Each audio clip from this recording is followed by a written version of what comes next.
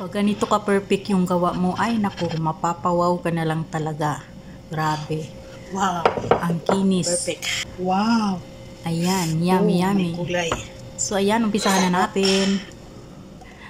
So, ayan, nagtunaw na nga ako ng asukal mga kakusina. Then, white sugar yan. Tinunaw ko lang siya. Then, nilagay natin sa ating molder. Ayan. So, di ba, hanggang perfect din ang pagkatunaw ko ng asukal.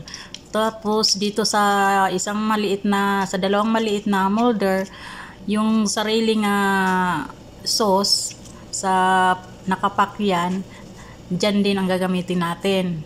So, separate lang natin siya. So, dalawang molder. At ayan na nga yung ginamit ko, yung cream caramel. So, gumamit lang ako ng 3 pack.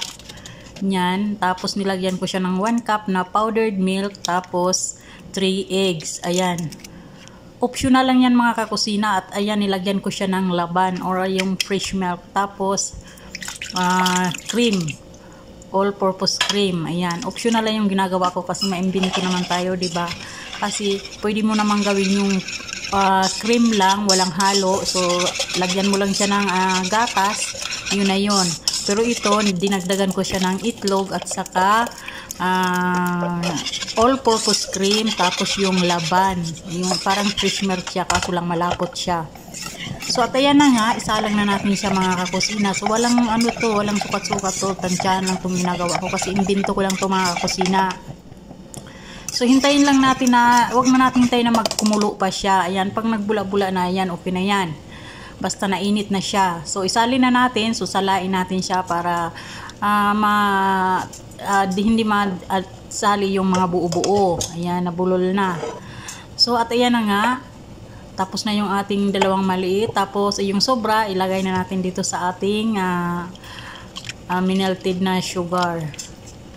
So, ayan. Then, after nyan, palamigin lang natin siya ng konti, then ilagay natin siya sa fridge mga 3 hours. Yan. O, diba? O, ayan na siya. So, after 3 hours nga, ayan, try natin yung maliit. Sa maliit lang muna tayo. Tikman natin kung ano bang lasa. So, para siyang leche flan mga kakusina. Ayan. O, diba?